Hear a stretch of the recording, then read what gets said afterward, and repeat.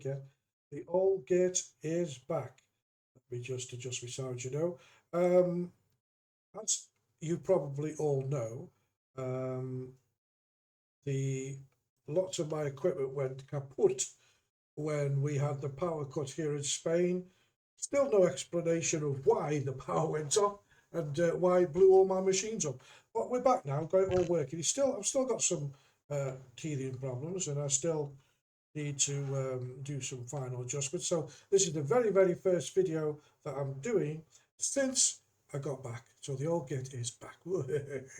Right, now today I'm going to be quite serious as I usually am, and I've got basically one topic I want to talk about really, and I'll come to that in a second. But thanks for all the people who said, you know, it's quite funny how people do miss you, because I did get quite a few emails saying, no, you're not making any videos anymore. And then I explained about the power cut in Spain, which you all know about. We were off for 24 hours, and I had 3 computers actually all go down. Strange. Anyway, so what we're talking about today, I'm going to talk about, uh, I'm going to talk about uh, this guy. Let's just put him up here first. This one here, this guy here. Mr. Jeremy Corbyn. There you go. I give you Mr. Corbyn. Now, for me, I've made videos about him before, and for me, he's one of the biggest homegrown traitors that Britain has ever produced. He's a dinner party lefty. He's a millionaire, but he thinks everybody should share their money. Not his, of course. Um, I did say, and now I'm going to look at the prediction that I made when Keir Starmer became the Prime Minister with his lefty. When anybody who's been following what's going on in the UK in regards to this new Labour or Labour Party or disgusting party, Communist Party, whatever you want to call them, they're disgusting. And every day, I think the country's becoming more and more, how can we say, riled up. Shall we use that? So they're getting more and more riled. They're getting more and more radical, and I think people are getting to the stage where, they may do some things that they shouldn't be doing. Please don't do it, because that's probably what he wants. But I predicted uh, when Starmer came to Parliament, or came to power, that he would only last for so long, and he would do the work, the dirty work that's to be done. And I think he's doing that. And then I said that he will be removed, and then he will be replaced by this man who's already in Parliament as an MP and has just formed a new left-wing parliament with lots of Muslim people involved. I think the co-founder is somebody Santana, whatever her name is. She's Julius. I don't know.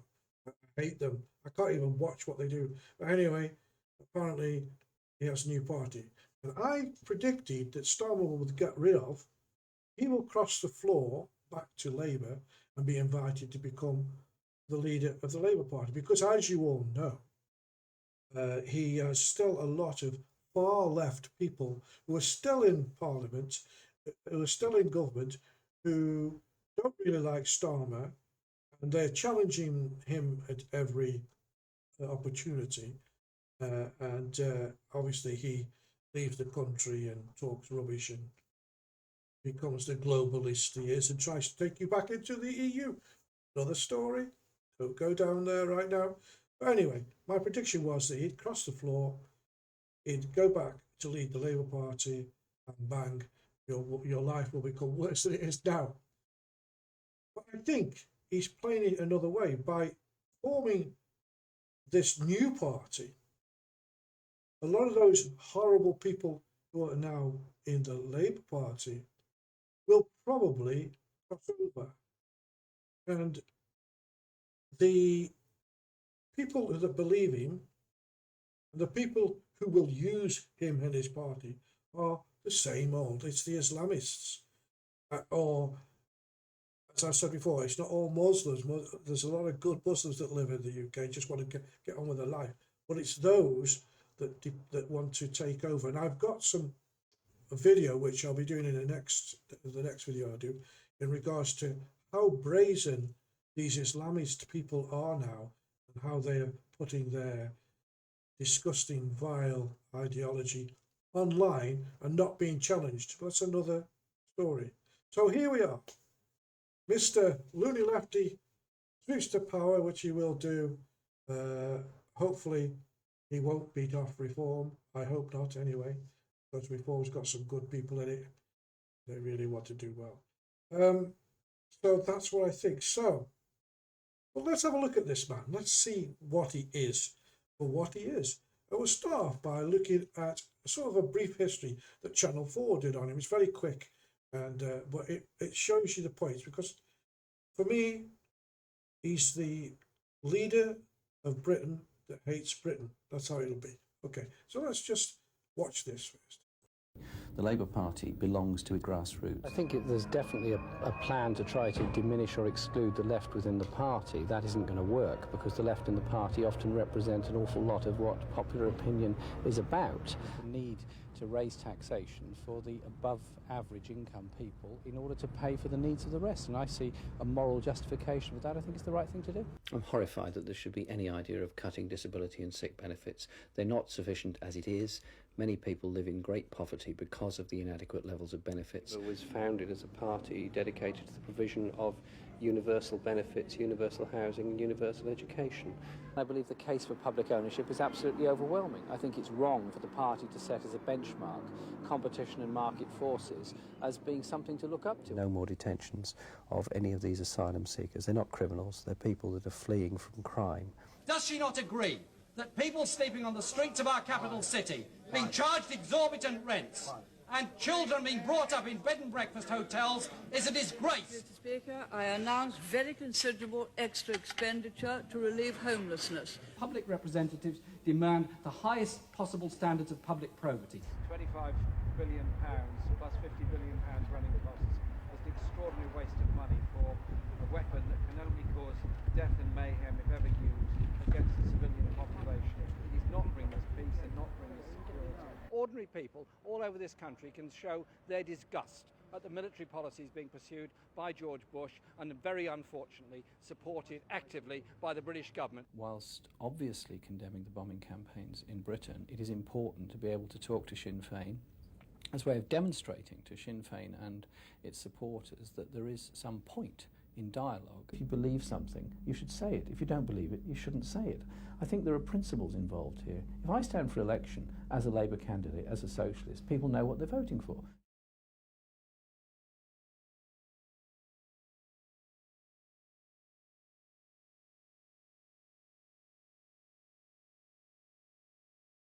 Well, there you go. A little brief plotted history.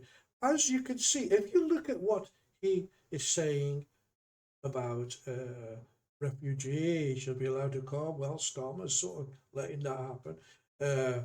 He said, but he's also gone contraire in regard to, disability should have benefits. Oh no, the Labour Party now, they're killing off the poor people with who need invalidity payments. They're cutting those down. They're attacking old people. So, and he's a true radical. And for me, we think we've got George Orwell's 1984 now. If this man, if he gets back in power, in whichever way, my prediction was that he would cross the floor and take the power party over again by invitation. It may work the other way now, where a lot of the politicians will cross the floor and join his party. And it's going to be very, very turbulent. And he doesn't care about the British people. He's never cared about. I mean, the people that he associated himself, well, the IRA and Sinn Féin and all the rest of what's going on, he was a very, very close friend of Gerry Adams. He supported everything that he stood for. He went against the British government. Again, for me, that's a traitorous action. If you can't support your own country, then don't say anything. when he's there with Jerry Adams, and I think they've been lifelong friends. But not only that, he visited Colonel Gaddafi. He was in the Middle East. He supports Palestine, but not Palestine people. He doesn't support. He's an anti-Semite, of course. He is one of the worst. His party was rife with it when he was the leader of the Labour Party. You think that if you're a Jewish person and a person like him takes over the government, they will stay? The Labour Party is doing what it does best. That's destroy everything. They're talking about now the farmers. You've got the farmers there who can't afford to pay the taxes and the inheritance tax and all the rest of it. And a lot of them are leaving. And all this property's been, all the farmers were selling up. The longer picture, nobody seems to say, but the longer picture, there's big companies, land grabbing, buying this land. Why? Because the government will buy it off them, probably at a premium. When Mr. Corbyn, like they did in Russia, makes them all state farms, maybe that's just going a bit too far. But I don't know. Things that are happening, it's really, really bad. He's always been the sort of standing up for anybody that goes against Western society. As I said, Gaddafi, he was in Palestine, he was in Syria. He's always been, holding the torch for them. Like a lot of the MPs that are getting in government now, who stand in their communities, the communities they are in, the little caliphates that I call them, they get into Parliament on being voted in on standing for Palestine, not for England. Palestine. As I said, the Palestine people, the good people. There's good people there, like there's everywhere, but the bad people outnumber them right now. All these figures that are coming out of children being murdered and hunger.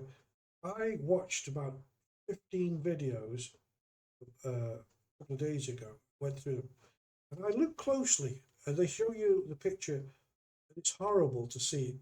Children shouldn't have to suffer in any case. You see emaciated children.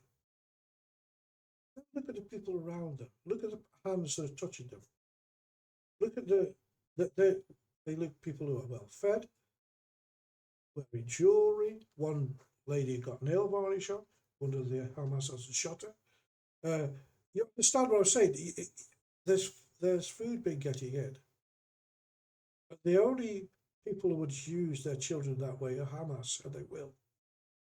Because they have no passion for nobody, for anything. And I think Israel, for me, has done as best as it can to help the genuine people in Palestine. You forget that in the Israeli army, there's plenty of Muslims, Arab Jews as well. So for me, it's all going wrong. And if he gets his hands on the government, God forbid, well, it's good night to Great Britain. Now, just to show you, I mean, he's always been anti-Jewish, there's no doubt about it. 9 nations have come here to The Hague today, 1 year after the International Court of Justice heard the South African application on the issue of genocide by Israel against the people of Palestine. They've declared their support for the outcome of that legal process and determined to hold Israel to account and all those nations that are continuing to supply weapons to Israel that are being used in the genocide of the Palestinian people in Gaza. Well, I mean, there it is. I mean, again, he's Palestine, and standing with governments, we shouldn't send them weapons. What we should do, like October the 7th, let them just walk in and behead people, kill people. We should do that. Should let, Israel can't defend itself. Again, he's always for that side, never for this side. And so that's the man.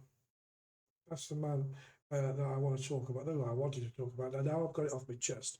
And like I said, this is the first video I do. It's not going to be a long one because there's still things that are going wrong, and I've got to put them right. But hopefully, I made you think a bit about this Jeremy Corbyn geezer. And now for the final thing I'm going to say about him. Well, just before the final thing I'm going to show you. All you young people who think you're radical with your red hair and nose rings and pronouns and all the rest of the stuff that you go through, this man, if you follow him or you follow the left and you believe in these ideologies that you're being pushed and pumped with, your life will be hell. Mine, I've had mine, yours will be. You think if you're 17 or 20 or 25, everything's going to be rosy because you should sit back and watch what's going on. And you should stop pandering to people like him and David Lammy, of course, who gives away money and his food bill is massive. And one of the biggest Corbynistas at the moment, or still is, she's actually the Deputy Prime Minister, Angela Rayner, who on a previous video I showed you is sitting in a mosque full of men promising, we will rebuild Palestine. What she didn't mention was that it wouldn't be over there, it'd be over here, because already we've got Sadiq Khan, who's Islamifying London quicker than you can blink your eyes.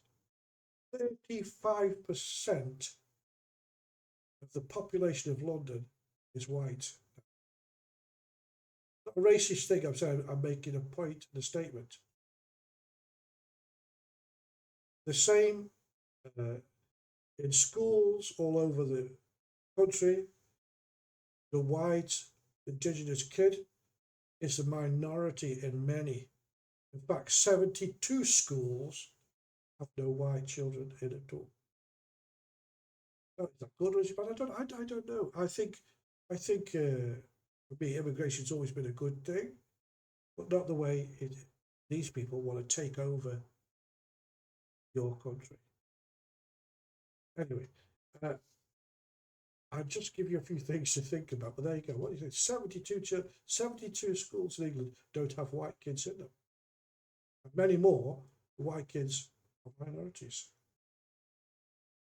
And finally, did this man ever have a love life? Probably. Let's see. Yeah, probably did. We were boyfriend and girlfriend momentarily.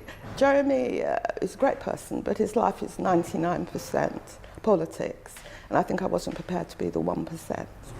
Would you describe it as a romantic relationship? Well, I remember we were together. I even moved in with him for some time, but I started to whine and complain that we never went out anywhere. So Jeremy, who's a very kind person, he thought about it, and then one day he said, we're going out. And I thought, wow, and I got dressed, and we got in the car, and he drove, and I was like, oh, maybe we're going to go to a nice wine bar. Actually, he took me to Highgate Cemetery and showed me the tomb of Karl Marx. That was his idea of an outing. Oh, there you go. I don't even know if he's married or got family. I don't know. I know he's very rich now, and he's on the dinner party circuit there in North London. But can you imagine him and Diane Abbott together? Well, they were at one time an item. But who takes a girlfriend to see Karl Marx's tomb? The man has always been an idiot, as far as I'm concerned. Always will be. He supports things that he shouldn't be supporting. I think he's anti-British, and he's anti the West. But it wouldn't matter to him if Europe fell. That's Jeremy Corbyn. So he probably did have a love life, but imagine, can you imagine? They say they've got already 300,000 people who've joined their party in overnight. Of course they have, it's free, so they'll do it. Just anybody join anything free. Not unlike Reform, who you have to pay. You know, they're really dedicated people who they've joined a party that's going to do something for them. So don't be fooled by this man. As I said, it is the first video I've done, and since the power cuts we had. Hopefully, when I do the next one, I'll have a much different subject to talk to. I thought I'd just talk about Jeremy Corbyn today because he seems to be sticking his head above the parapet. So until the next time, stay safe, and I'm sure if all goes well, the equipment will work well, and we'll get more videos and see how many more people I can upset. Until then, I'll see you soon.